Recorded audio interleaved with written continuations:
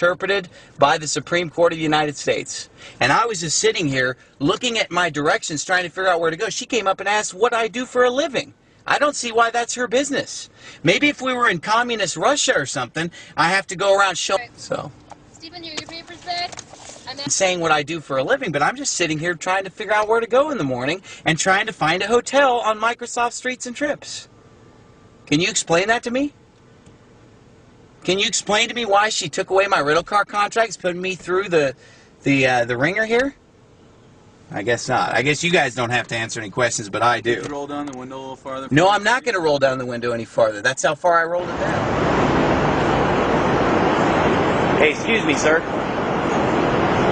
What kind of a gun is that you got there? Am I being filmed right now? Yeah, you are. Okay. What kind of gun is that you're holding?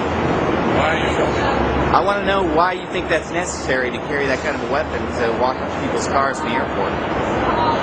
I don't have to answer your questions. It's none of your business. It's none of my business. Don't you work for me since I'm a citizen of Phoenix and the United States? I work for a sergeant. You want to talk to my sergeant? Okay, doesn't your sergeant work for me? Isn't he a servant of the people? I'm not going to have the discussion. Doesn't your car say to protect and to serve, and you're walking around with a machine gun harassing people? Huh? How would you feel if somebody walked up to your car with a machine gun? Huh? You don't want to answer me? Oh man, you're pointing at people, telling them what to do, huh? With a machine gun.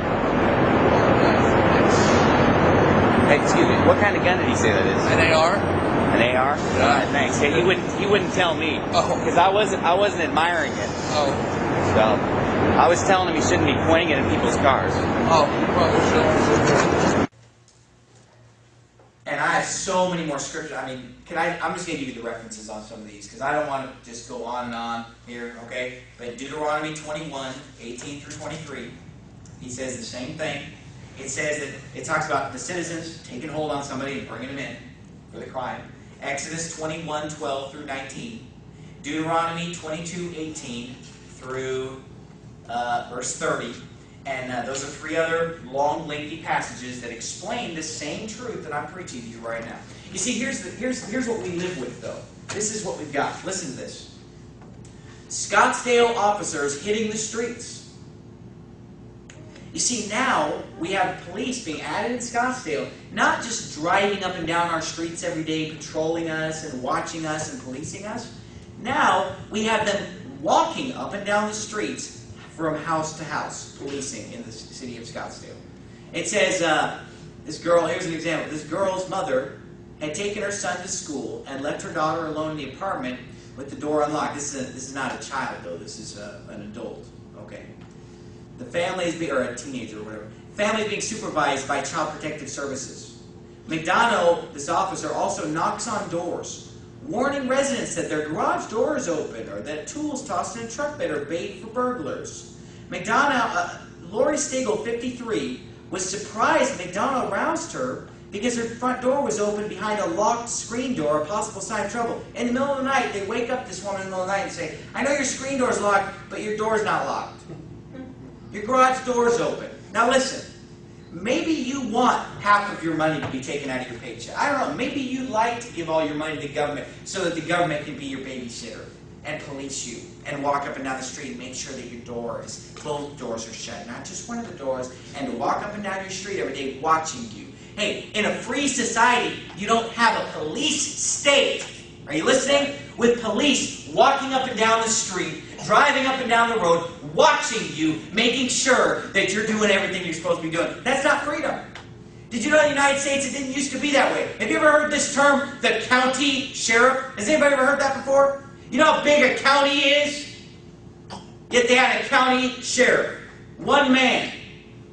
They didn't have thousands going up and down the streets. Cameras on all the street corners. I was in Chicago, Illinois this week. You listen to me, and you listen good. I preached it this morning that when a nation forgets God, when a nation turns away from their God, when a nation does evil in the sight of the Lord, they lose freedom. That's what the Bible says. I was in Chicago, Illinois this week. I was ironically driving down Independence Boulevard. Do you know the street, Brother Dave? Independence Boulevard. If you want to buy drugs in Chicago, just get off at Independence Boulevard. Okay, so here's Independence Boulevard, ironic in the name. And I wanted to take a picture, but I didn't have my camera. But right next to the street sign that said Independence Boulevard, there was a metal box like this on the light pole with a black dome with a 360-degree pan-tilt-zoom camera. You say, how do you know about this? Because I'm in the electronics business. I know about this.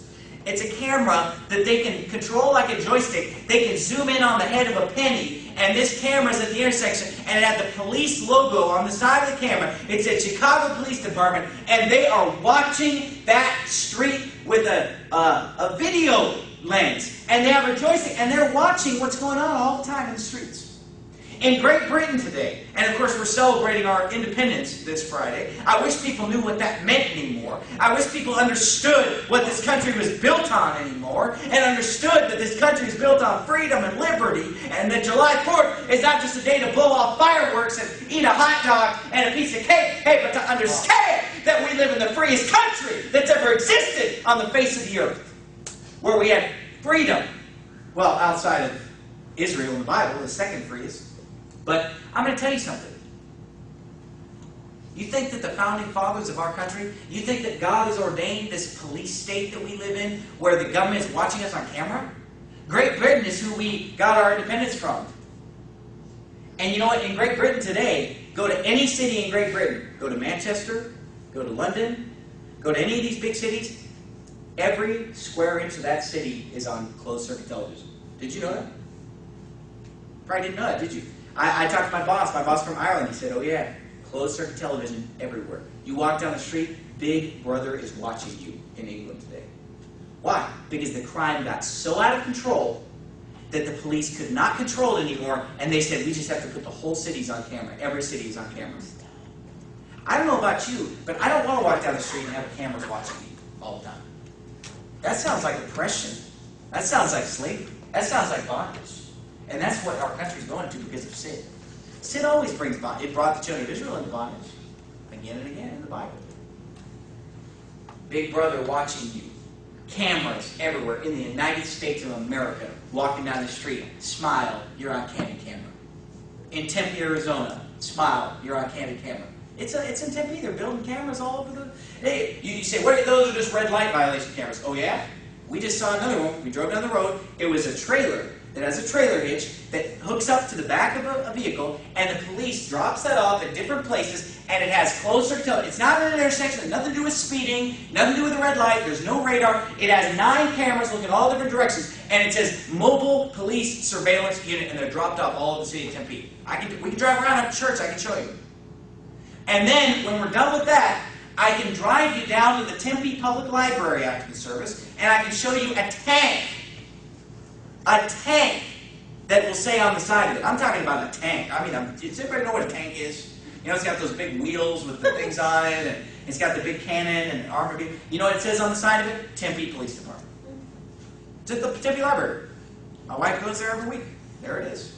A tank. Now, who's ever heard this word? Garrison. Put a brand, you know that word. Don't be ashamed if you don't know it. It's not a word that's used around. Who knows what a garrison is? Who thinks you know what it is, a garrison? I'm not going to ask you to tell me, but who thinks you know what it is? A garrison is an army that's stationed among people to control it. Okay? This is what the Bible uses this word a lot. When the Philistines took over the nation of Israel, they put garrisons in Israel. That means they had troops occupying that city, patrolling them, making sure that they were able to extort money from them, which is what the Philistines were doing, extorting grain, extorting money, taking away their freedom, controlling them. These garrisons were a result of God's judgment. They're standing troops and armies. Now, what's the difference between some army, okay, controlling and oppressing you, and a police department that's got a tank and machine guns? And they drive up and down the road, and they have cameras and checkpoints and all this stuff. Hey, it's not of God. It's not found in God's laws. It's not making us any safer because we're just as dangerous as it was yesterday. In fact, it's more dangerous. And tomorrow, it's going to be even more dangerous. The statistics don't lie. The facts don't lie. Look, I've lived here for 2.5 years. Look at the crimes that I've been facing. You know, that's just 2.5 years in a decent neighborhood. But Scottsdale officers are hitting the street to walk up and down the street, making sure everybody's door is locked and the garage door is open. But what I want to know is who's going to protect us from them? You know what I mean? Listen to this.